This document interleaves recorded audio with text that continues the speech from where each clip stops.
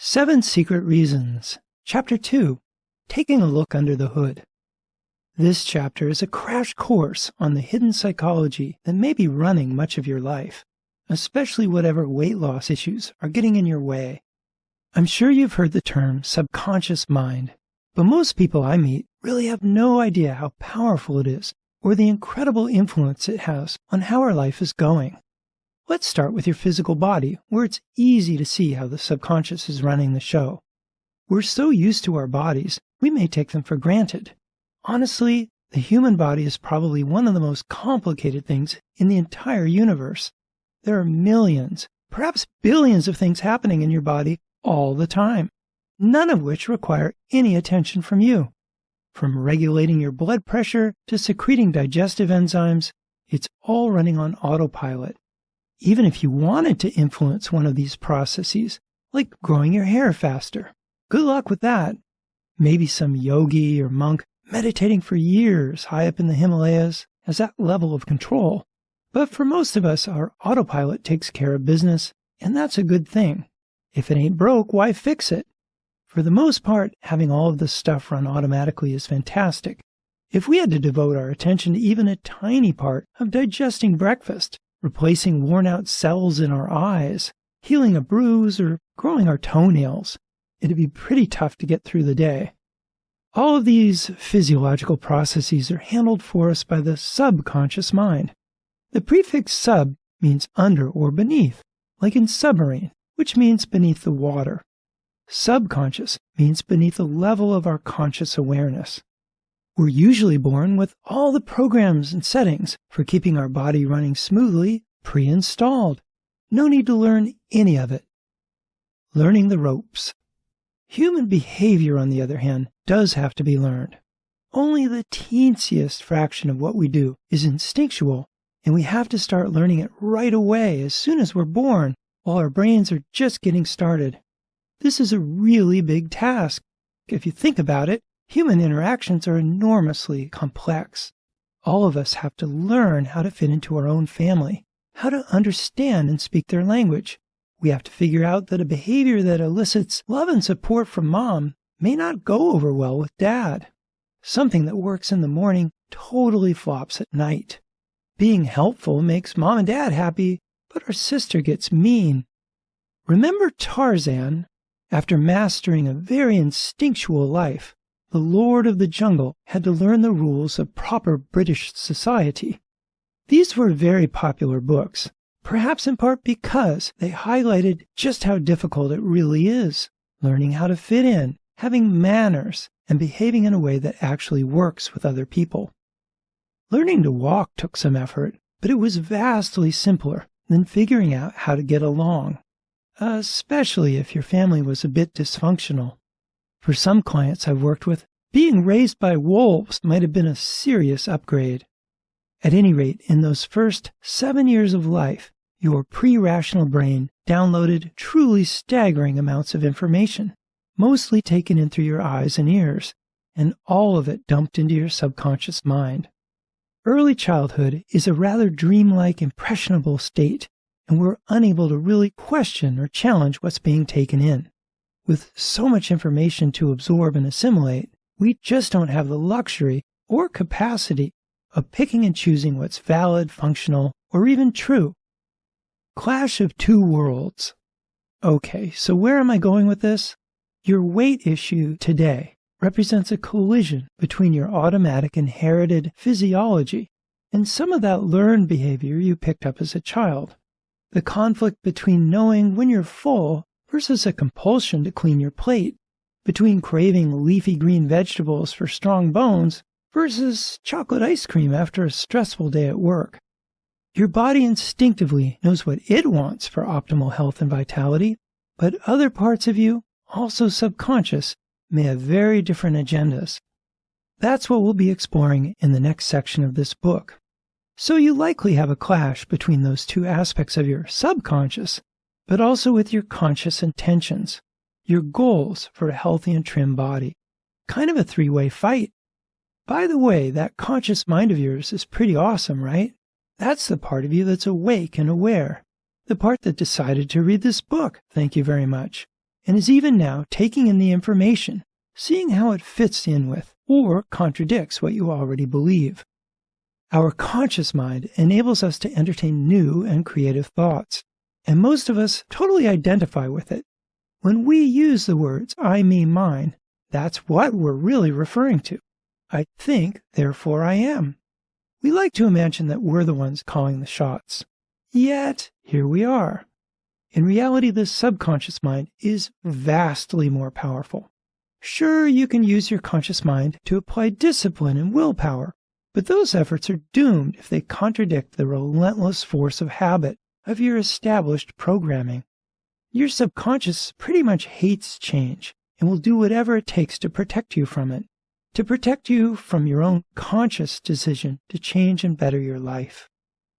Beliefs. If your brain is like a powerful computer, then beliefs are the software running it, the code making up your operating system. And what is a belief? Simply an idea that you've accepted as true, that you no longer question. An idea like this is relatively impervious to change. Information that contradicts a belief tends to be ignored or dismissed before it can generate uncomfortable cognitive dissonance. Some people get very upset when their beliefs are questioned. Our beliefs strongly affect the way we perceive what's happening around us. We see what we expect to see, and sometimes there's a kind of satisfaction in that. Being right is comforting. Even when a negative belief seems confirmed through some bad experience, there can be a bitter pleasure in saying, I knew it! So where do our beliefs come from? Most of them get scooped up in that massive pre-7 years old download. To be fair, a whole lot of them are super helpful. We know what utensil to use for soup. We know to be careful crossing a street. We know that people don't like being yelled at. But sometimes our beliefs are based on faulty or incomplete information, leading to conclusions that are mistaken or even wrong. And if they're negative and limiting, our beliefs can be enormously counterproductive. For example, believing that you're unlovable is going to make life so much harder. Believing that it's never safe to relax will likely burn out your adrenals. EFT, by the way, is an absolute game changer when it comes to releasing negative, limiting false beliefs. I'm so excited to share it with you in the next chapter. The freeze response. Interestingly, our worst beliefs tend to come from one particular kind of experience, where they get supercharged with strong negative emotion. You're probably aware of fight or flight, that primitive biological reaction when we're attacked or threatened. Adrenaline shoots into our bloodstream, which then gets shunted to our arms and legs. Massive amounts of energy are activated to help us run away or do battle. This is a deeply subconscious program that kicks in instantly to keep us out of the tiger's belly. But sometimes we're powerless to run away or fight, or maybe we just feel that way. When we experience helplessness in the face of a threat, and fight or flight is just not an option, our brain flips over to the totally opposite reaction, the freeze response. Instead of activating our energy, freeze puts us into a state of involuntary relaxation. It's pretty much like going into shock in the medical sense. We're basically anesthetized. We go numb, protected from the intensity of the experience by dissociation. This is the basis of trauma. If you think about it, small children are especially prone to this experience. So much is new to them, and sometimes even benign situations, if they're unexpected, register as threatening. And of course, being so small, children really can't run away or fight back. You might be thinking, oh, but I had a wonderful childhood. Nothing bad happened to me. What does this have to do with my weight? What's traumatic for a child might seem trivial to an adult. Have you ever seen terrified little kids having their picture taken with the Easter Bunny, an adult in a creepy costume? This big monster has grabbed them, won't let them go, all while their parents are standing by laughing instead of rescuing them. Complete and total freeze response trauma. Why is this relevant? Time stops when we go into freeze, and a part of us splits off in that moment. Our brain assumes we're about to die, So if by some chance we actually survive the experience, it wants us to never forget what happened. Just in case anything like that ever happens again, we'll need to be prepared. So this experience is given super ultra top priority. That means the entire thing, sights, sounds, smells, tastes, feelings, every bit of it is scooped up and stored in a special kind of memory bank. It's the same place where knowing how to ride a bike is kept. Did you ever learn to ride a bike?